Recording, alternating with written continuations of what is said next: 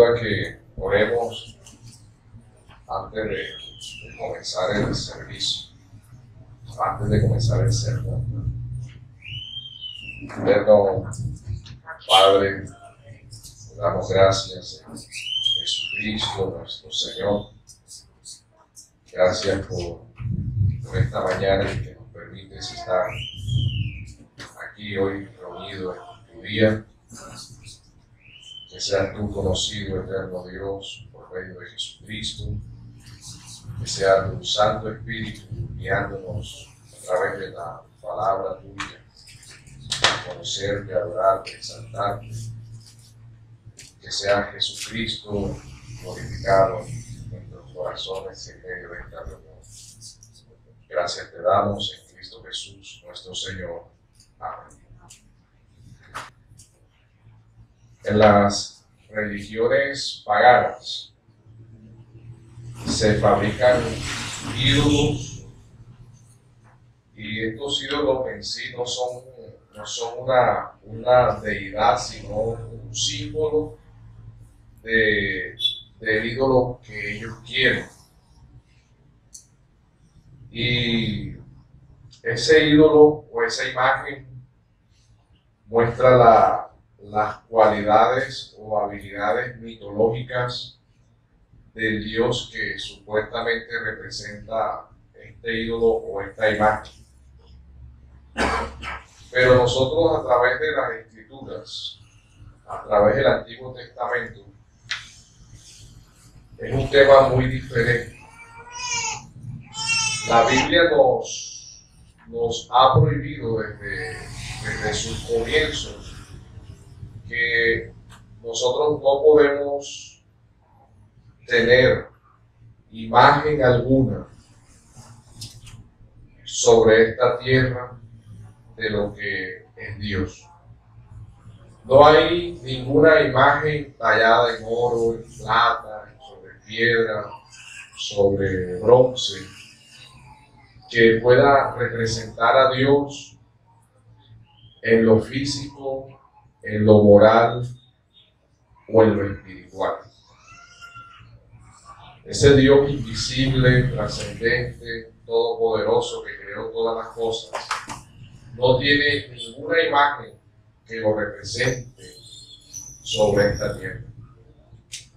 Y el Señor Jesús así lo confirmó. Antes de leer el texto base con que vamos a desarrollar el sermón en esta mañana, vamos a leer un momento Juan capítulo 5, versículo 37.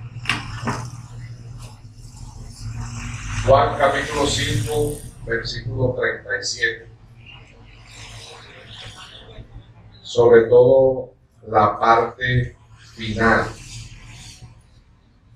Dice el Evangelio de Juan de la siguiente manera, hablándole el Señor, dice que ellos nunca habían oído la voz de Dios, ni habéis visto su aspecto. O sea, el ser humano, hablando el Señor, dice, no habéis visto jamás su aspecto. O sea, no hay aspecto ninguno que haya representado a Dios a través de alguna imagen. Y el mismo Señor Jesús, en Juan capítulo 1, versículo 18, Él dice, a Dios nadie lo vio jamás. Y eso encierra a todos los del Antiguo Testamento. Nadie le vio jamás, incluyendo a Adán y a Eva. Porque el mismo Señor está diciendo, a Dios nadie le vio. ¿A quién veía Adán y a Eva? Y en el Antiguo Testamento, Moisés también le dice a Dios, Señor, déjame ver tu gloria, déjame verte. Y el mismo Señor, el mismo Dios le dice, no podrás ver mi rostro, porque no me verá hombre y vivirán. Entonces, no sabemos cómo es Dios, qué aspecto tiene, qué figura tiene, qué rostro tiene, cómo es Él, no sabemos. En sí,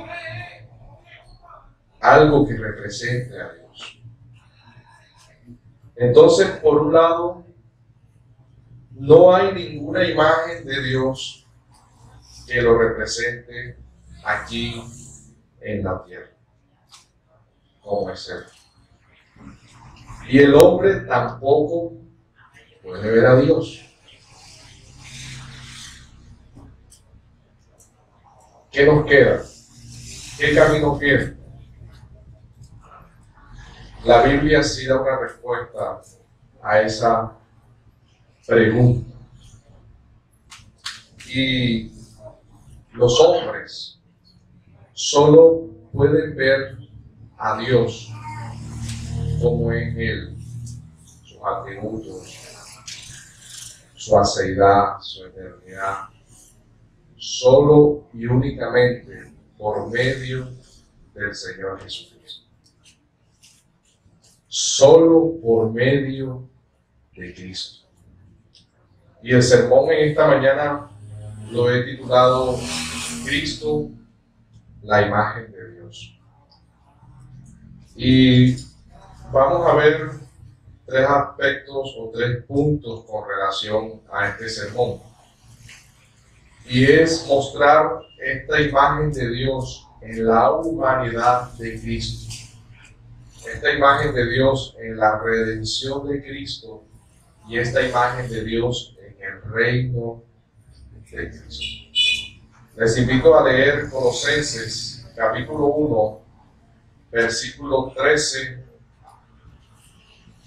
14 y 15.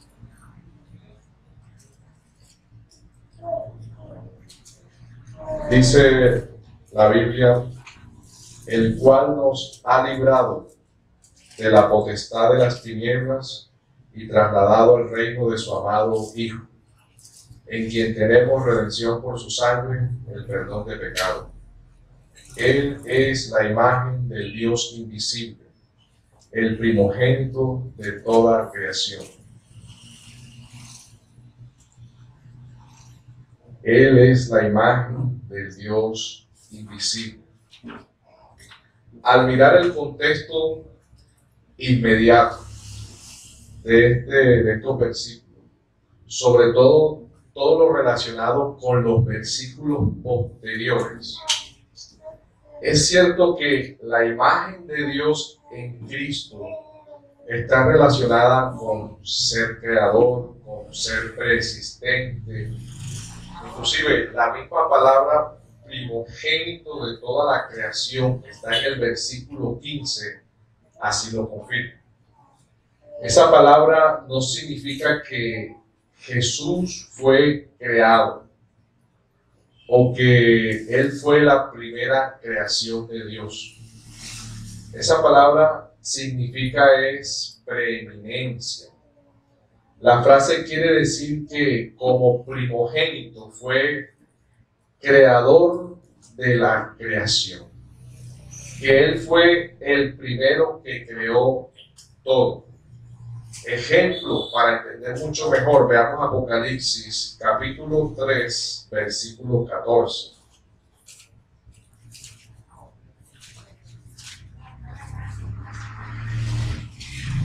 Dice de la siguiente manera: y escribe el ángel de la iglesia en la Odisea, he aquí el amén, el testigo fiel y verdadero, el principio de la creación de Dios. Eso es cuando dice el principio de la creación de Dios, no fue que Dios fue creado. Si usted lo lee de esa forma, dice, al principio de la creación de Dios. Eso es una figura que se llama un genitivo objetivo. O sea, ahí no está queriendo decir que Dios fue creado. Ahí lo que quiere decir es que Dios es el originador o la causa primaria de todas las cosas. O sea, Dios es cabeza de él. Y al mirar los versículos posteriores del versículo 15 que estábamos en Colosenses, nosotros ahí podemos mirar que dice que en él fueron creados, por medio de él, para él. Él es antes de todo. Él es el principio, el primogénito entre los muertos. Él es la cabeza de la iglesia. O sea, está mostrando a Jesús como preexistente, como creador, como trascendente, con eternidad. Y podríamos mirar ahí, sí, ahí Cristo es la imagen de Dios en esos versículos posteriores. Pero en este sermón he citado el versículo 13 y 14, porque la imagen de Dios en Cristo no solamente está en ser Jesús, creador, persistente, Señor, etc., sino que la imagen de Dios en Cristo también estaba en la redención. Estaba también en la redención. La Biblia dice que Dios estaba en Cristo reconciliando consigo al mundo, no tomándole a los hombres en cuenta sus pecados. O sea, Dios estaba en Cristo, o sea, Dios estaba en la humanidad de Cristo. Cristo es la imagen de Dios en todo lo que Dios es, no de forma parcial, sino total. Y en la humanidad de Cristo se dio, ¿qué fue? Su humillación, su muerte, su resurrección. Y allí, en todos esos eventos, estaba la imagen de Dios. Todo lo que Cristo es, todo lo que Cristo hizo, era la imagen del mismo Dios. Y esto nos lleva a plantear nuestro primer punto en esta mañana. Cristo, la imagen de Dios en su humanidad. El versículo 15 dice: Él es la imagen del Dios invisible, el primogénito de toda la creación. La palabra imagen se traduce al español del griego original como icon, y es donde viene la palabra icon, que quiere decir proyección. O sea, algo así como la fotografía de algo. Los romanos, cuando estampaban, por ejemplo, la imagen del César en una moneda, esa imagen del César trataba de ser una representación lo más fiel, la imagen más exacta posible del César. No existían fotos, no existían fotocopias, pero ellos trataban de hacer la imagen lo más idéntica que fuera con relación al César. Por eso el Señor le muestra la moneda y le dice: ¿a quién ve aquí? Al César. Aquí, al César lo que es de César, y a Dios lo que es de Dios. Ellos reconocían la imagen del César en la moneda. Alguien dijo que si Pablo hoy estuviera escribiendo esta carta, él diría que Jesús es la proyección exacta del Dios que no se puede ver. O sea, es la fotocopia misma del Padre. Es decir, Jesús es la imagen visible del Dios invisible. Por eso Jesús dijo: el que me ha visto a mí, ha visto al Padre. Y esas palabras encajan en ese contexto. En una ocasión Felipe le dijo también: muéstranos al Padre y nos basta. Y el Señor le dijo: ¿por qué me pides que te muestre al Padre? El que me ha visto a mí, ha visto al Padre, bajo el contexto que hemos venido desarrollando. Pero hay que hacer claridad en lo siguiente, y es que Jesús, en su forma física, en su aspecto físico aquí en la tierra, no era igual a Dios. Jesús tomó cuerpo fue en su encarnación, cuando Él vino a la tierra. Él subió al cielo con algo que no tenía cuando bajó del cielo. ¿Y qué fue? Cuerpo humano. Inclusive Jesús subió con ese cuerpo humano y está intercediendo por nosotros delante del Padre con ese cuerpo humano, pero glorificado, en gloria. Porque cuando Él se le apareció a sus discípulos, a sus apóstoles, Él se le apareció como un hombre y estuvo con ellos, y dice que estuvieron ahí, cenaron, comieron, y Jesús cuando se fue, se despidió de ellos. Él no se fue como un fantasma, Él se fue como un cuerpo. Y en ese aspecto Jesús no es que sea igual a Dios. Es más, Dios es espíritu. O sea, Dios es incorpóreo. No se conoce aspecto alguno de Él. El mismo Señor Jesús así lo afirma cuando Él dice que nadie ha visto a Dios jamás. Y Jesús dice esas palabras estando Él presente en cuerpo físico sobre esta tierra. Ahí las plantea Jesús, ahí las dice Jesús, estando Él mismo presente, y Él dice, nadie ha visto a Dios jamás. Ahora, Cristo no es meramente una semejanza o parecido de Dios, sino que es una representación visible y adecuada de Dios.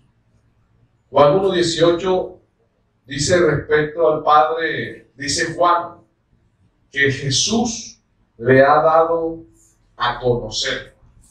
Es decir, lo ha representado visible y completamente.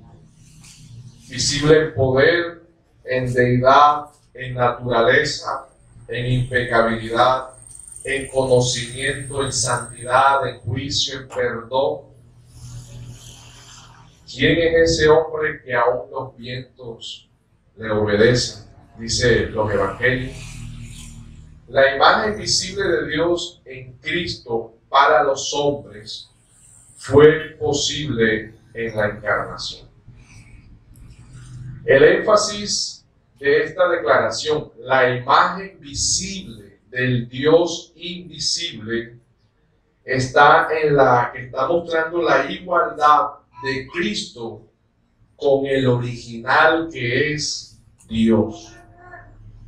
Necesitamos entender que Cristo existe en forma de Dios y que es igual a Dios. Este es un versículo central en toda la cristología del Nuevo Testamento. Él no es un intento de decir cómo es Dios, sino directamente este versículo dice, Él es Dios.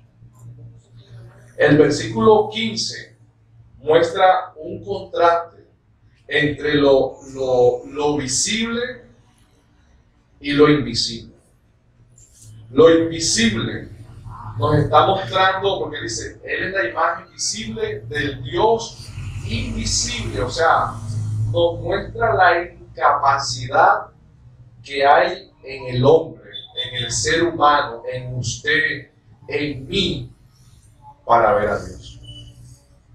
Nos muestra la incapacidad de ver al Dios invisible. No podemos verlo, no podemos contemplarlo, no podemos ver el rostro de Él alguno. El hombre por sí mismo no puede ver a Dios.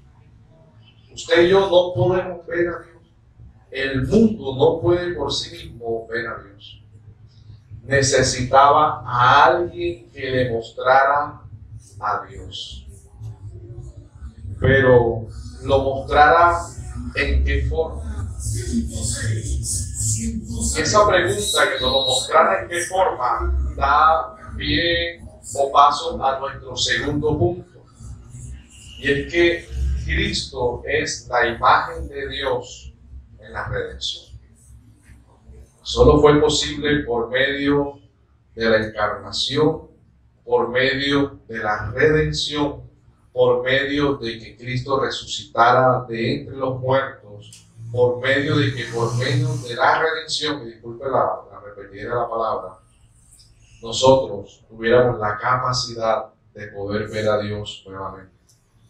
El versículo 14 de Colosenses, les invito a leerlo, dice: en quien tenemos redención por su sangre, el perdón de pecados. El pecado es infracción de la ley. Pecar es pasar por alto la ley de Dios y desobedecerla. Pero la ley de Dios no se puede ignorar impunemente. Hay una retribución o hay una consecuencia penal por quebrantar la ley.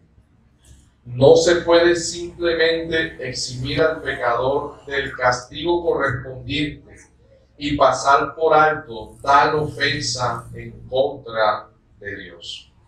El hombre necesitaba ser castigado por quebrantar la ley de Dios. El hombre había quebrantado la ley de Dios. Tenía una deuda que él mismo no podía pagarle a Dios. El hombre había quedado totalmente incapacitado por sí mismo para poder ser perdonado, tenía que pagar lo que debía. Pero por otro lado, no estaba en condiciones de hacerlo, ni por él mismo, ni por otros.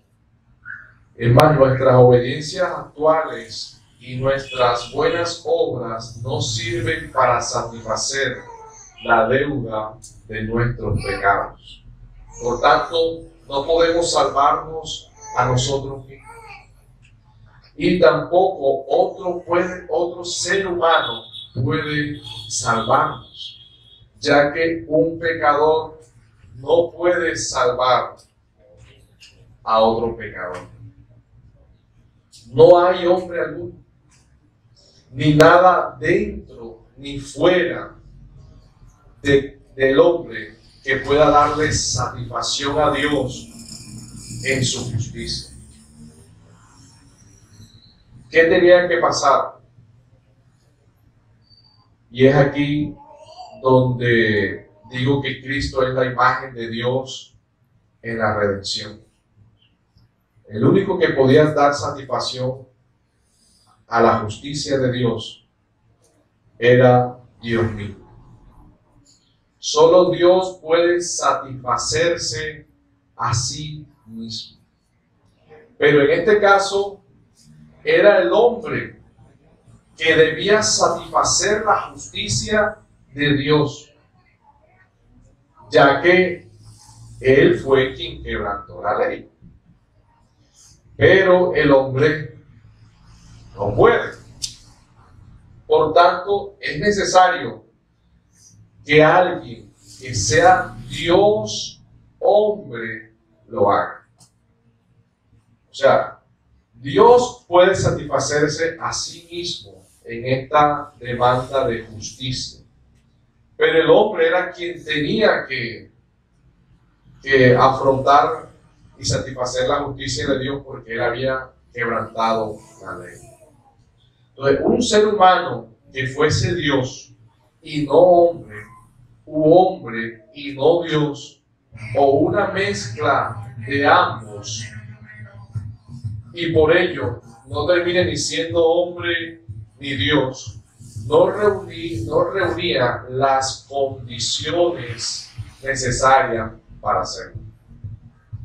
Es necesario que la misma persona que ha de dar satisfacción a la justicia de Dios sea plenamente hombre y plenamente Dios, ya que nadie puede hacerlo sino uno que sea verdaderamente Dios, y nadie debería hacerlo sino uno que sea verdaderamente humano. Y por eso se da la encarnación. Y si usted comprende esa gran verdad, va a poder disfrutar y meditar del gran amor que Dios tuvo por nosotros. Y es Cristo Jesús, la imagen del Dios invisible, quien cumple con todo esto. El amor, la gracia, la redención, el perdón solo puede ser comprendido por medio de la visibilidad de la obra del Señor Jesucristo. Solo por medio de Jesús podemos saber cuán grande amor ha tenido Dios por nosotros. Que siendo aún nosotros pecadores, Cristo murió por nosotros. Todo lo que hizo Jesús es como si Dios mismo lo estuviera realizando. Él se hizo visible en la redención por medio del sacrificio de su amado Hijo Jesucristo en la cruz. La redención es obra y creación de Dios. Miren, el versículo 14 dice: en quien tenemos redención por su sangre, el perdón de pecados. Redención significa que los creyentes, usted y yo, hemos sido comprados por precio. Eso significa redimir. Esta palabra sirve para describir a un esclavo que ha sido adquirido en el mercado público de esclavos, o liberar a un esclavo pagando el precio por él. Eso es redimir, pagar un precio. Y el precio pagado fue la misma sangre de Cristo, de Dios hecho la segunda persona de la Trinidad. Y el sacrificio de Cristo no fue para pagarle nada al diablo. El sacrificio de Cristo fue para satisfacer la justicia de Dios. Dios castigó en Cristo todos nuestros pecados. En Él fuimos castigados. Para poder comprender el sacrificio de Cristo, nosotros los occidentales tenemos que verlo a la luz de los sacrificios del Antiguo Testamento. Si desconocemos eso, vamos a perder de vista el gran valor y el gran precio, el gran significado del sacrificio de Jesucristo. Miren, los propósitos o el propósito de los holocaustos, las ofrendas por el pecado en el Antiguo Testamento era para propiciar a Dios. Y esa palabra propiciar tenemos que entenderla dentro de este contexto. Propiciar siempre lo he representado como cuando dos reyes se enfrentan y hay un rey que es fuerte y poderoso y otro que es débil. y el rey fuerte y poderoso quiere invadir el territorio del rey débil. Entonces el fuerte comienza a tocar trompeta, a hacer bulla, a mostrar todo su ejército, su furia, para querer invadir al otro territorio débil. ¿Qué hace el rey débil? Él viene y para aplacar la ira del Dios fuerte, del rey fuerte, para poder bajar la ira de este rey para que no lo invada, el rey débil le manda presentes, le manda oro, le manda ganado, le manda caballos, y esto viene y aplaca la ira del rey fuerte. Eso es lo que se llama propiciar, aplacar a la otra persona. Y en este caso los sacrificios del Antiguo Testamento buscaban era propiciar, aplacar la ira de Dios. Todo esto estaba concebido para hacer que Dios mirara con favor y contemplación al pueblo que había pecado contra él. El propósito de los sacrificios era que Dios mirara a los pecadores de manera benigna, apacible, de una forma que Él estuviera dispuesto a recibirlos. Y así tenemos que ver el significado de los sacrificios en el Antiguo Testamento. Si perdemos de vista esta parte, hemos perdido de vista todo el sacrificio de Cristo. Martin Lloyd-Jones dice que el objeto de los holocaustos y sacrificios era, si puedo expresarlo reverentemente, hacer algo a Dios, no influir en el hombre. Su fin era propiciar a Dios. Dios fue el ofendido. La propiciación se aseguraba por medio de la expiación de la culpa. Y la definición de expiación es limpiar la culpa de los pecadores. Expiar, cubrir, limpiar. Dios expiaba los pecados de las personas por medio de los sacrificios. Los sacrificios enseñaban que esta expiación se efectuaba por medio del castigo vicario de una víctima. Se tomaba una víctima, un animal que era la víctima, sustituía al pecador. Y ese animal se convertía en aquel que sufría el castigo que tenía que recibir el pecador, o en este caso el pueblo de Israel. ¿Por qué? Porque este animal era el que sustituía al ofensor y que su pecado fuese afrontado en este animal también. Y por medio de esta sustitución que se efectuaba por medio del animal, por medio de la muerte de este animal, por medio del derramamiento de este animal, se expiaba la culpa del hombre. Se aplacaba la ira de Dios y Dios mostraba su perdón al pueblo. Dios, propiciado por medio de estos sacrificios, Dios podía ver con ojos de perdón al pueblo. Y el mensaje del Antiguo Testamento era: sin derramamiento de sangre no hay remisión de pecados. Y eso es un resumen de lo que representaban los sacrificios del Antiguo Testamento. ¿Y por qué razón lo he traído? Para que nosotros podamos entender que Cristo nos salva por medio de su muerte. He aquí el Cordero de Dios que quita el pecado del mundo.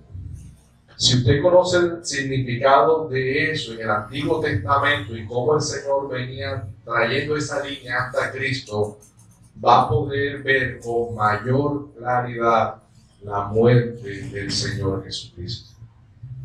Juan dijo: he aquí el Cordero de Dios que quita el pecado del mundo, remontándose a los corderos que se ofrecían en el Antiguo Testamento. En Cristo tenemos redención por su sangre, el perdón de nuestros pecados. Cristo recibió el castigo que nosotros merecíamos recibir. En el Antiguo Testamento era el animal quien sustituía a nosotros pecadores y el animal recibía el castigo. Cristo fue nuestro sustituto. Él nos sustituyó. El castigo que nosotros merecíamos recibir, Jesús lo recibió. Él fue herido por nuestras rebeliones, molido por nuestros pecados. El castigo de nuestra paz fue sobre él, y por su llaga nosotros fuimos curados. Hoy tenemos paz para con Dios por medio de nuestro Señor Jesucristo. Solo Jesús pudo ser posible nuestra salvación, ya que Él era completamente hombre, completamente Dios. Él es la imagen visible del Dios invisible en la redención del hombre. Nuestros pecados fueron cargados en Cristo y su justicia fue imputada a nosotros. El poder de su resurrección, el poder de su sangre es más poderoso que nuestros propios pecados. Ningún hombre podía cumplir las exigencias de la ley. Y si cumplía la ley, tenía que pagar el castigo. Estaba totalmente perdido. Así sea que cumpliese la ley también ordenaba un castigo. Y Jesús cumplió las dos. Cumplió la ley y cumplió el castigo que merecíamos nosotros. Si hemos pecado, si hemos ofendido a Dios en el pasado, en el presente, si hemos ofendido al prójimo y ha habido arrepentimiento sincero en nuestros corazones, no podemos seguir condenándonos a nosotros mismos. Si eres señalado por los demás, pero has clamado el perdón a Dios, mira a Cristo continuamente agarrado de su mano, luchando en el peregrinaje que tenemos sobre esta tierra. Mira su obra, medita en su sacrificio, en su resurrección, en lo que Él hizo, en el perdón de pecado que Él nos dio. Él pagó el precio a Dios que nosotros no podíamos pagar. La justicia de Dios fue satisfecha por medio de Jesús. Y el precio que pagó Jesús fue su misma sangre. Y por medio de ese sacrificio, Dios hizo un movimiento. Nos reconcilió con Él mismo, pero Dios hizo un movimiento. Él nos sacó por medio de la imagen visible de su Hijo del reino de las tinieblas al reino de su amado Hijo.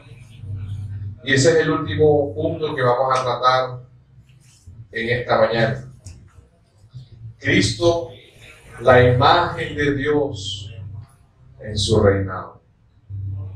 El versículo 13 dice: el cual nos ha librado de la potestad de las tinieblas y trasladado al reino de su amado Hijo Jesús.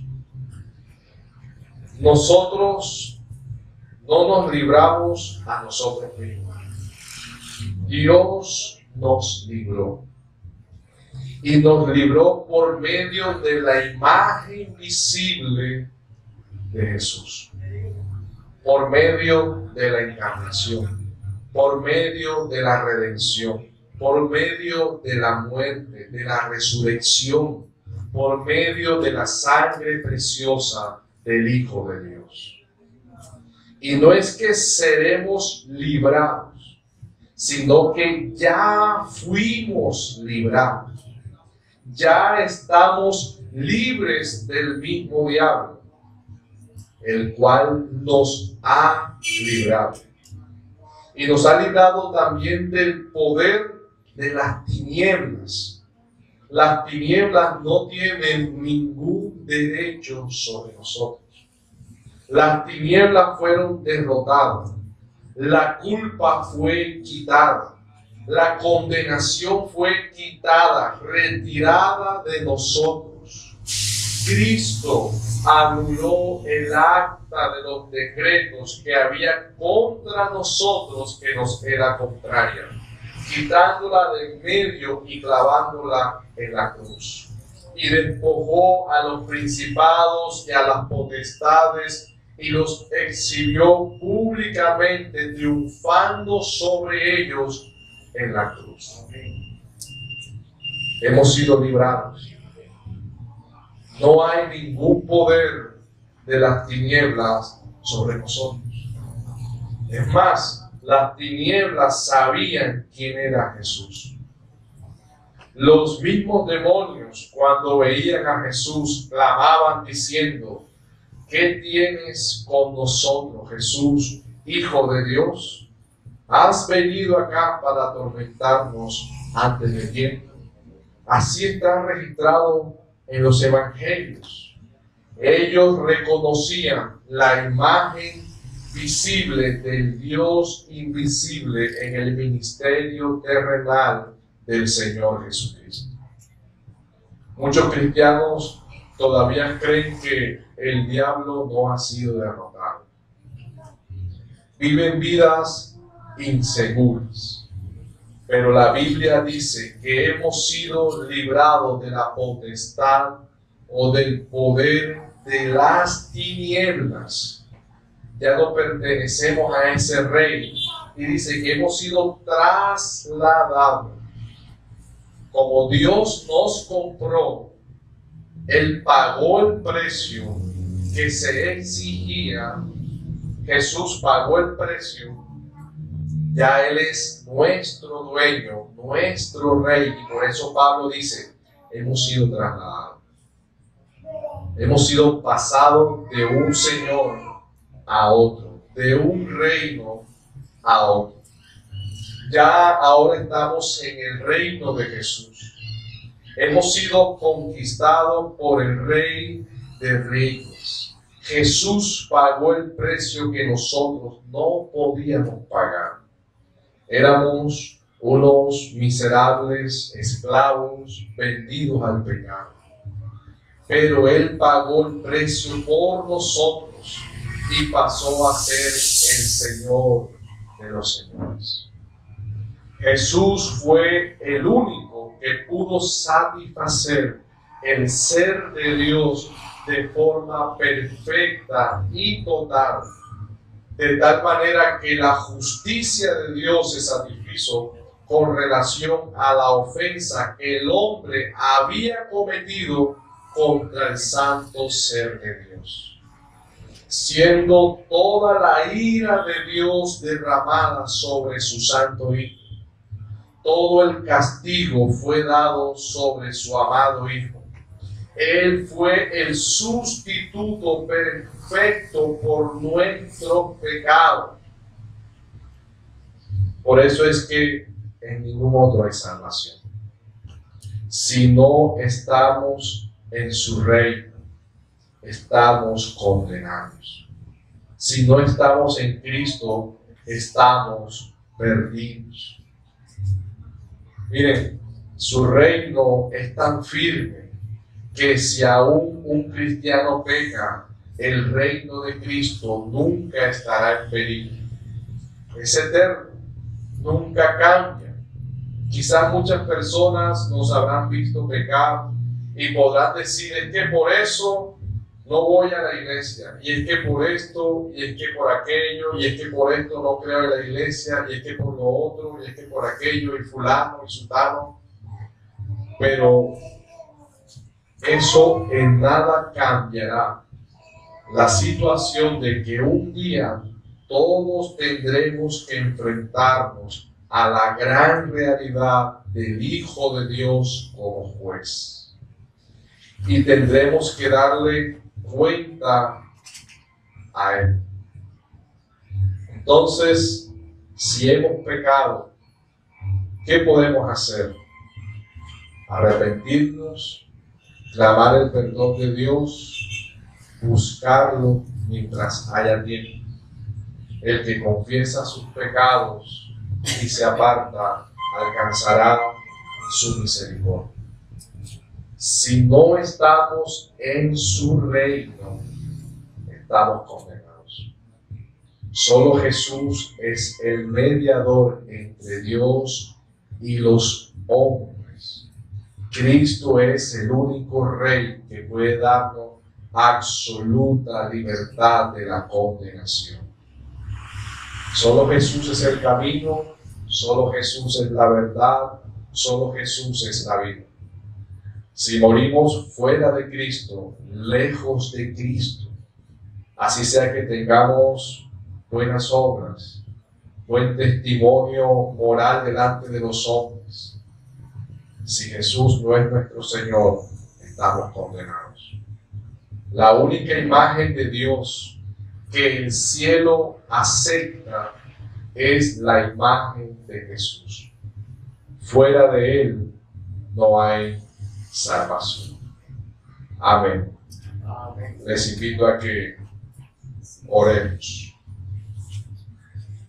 Eterno Padre, que estás en gloria y majestad y grandeza, te damos gracias en esta mañana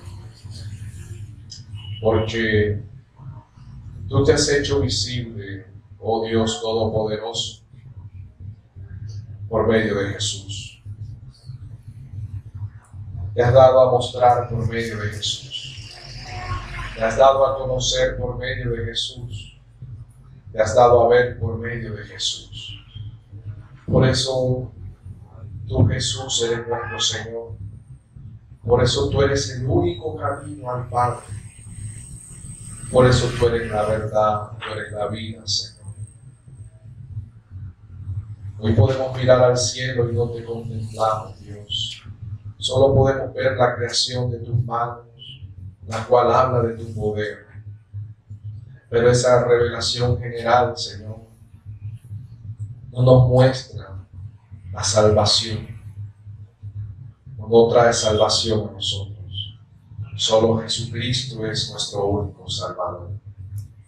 Esa es la imagen que tenemos en esta tierra de ti.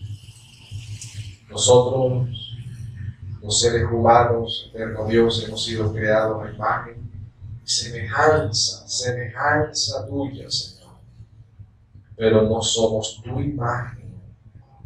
Tu imagen es Jesucristo mismo, quien te representa en todo lo que tú eres, Señor. Ayúdanos cada día en esta tierra a adorarte, a exaltarte, a caminar en Cristo, a estar en Cristo, a que a pesar de nuestras luchas, de nuestros problemas, de nuestras aflicciones, de nuestros pecados, siempre estemos agarrados de tu mano, oh Señor, en este peregrinaje sobre esta tierra, hasta el día que seamos llamados a tu santa y gloriosa presencia y habitar contigo por los siglos de los siglos, adorando y exaltando y viendo tu rostro, oh Dios, contemplándote tal cual como tú eres, viendo la hermosura de tu gloria, la hermosura de tu santidad, la hermosura de tu grandeza, de tu poder, oh Dios Todopoderoso. Y esperamos ese gran día, Señor, en que estemos delante de ti, juntos, adorándote, exaltándote y viendo el valor de nuestra salvación y cuánta gracia has tenido para con nosotros, que siendo pecadores, tú nos amaste y enviaste a tu Hijo.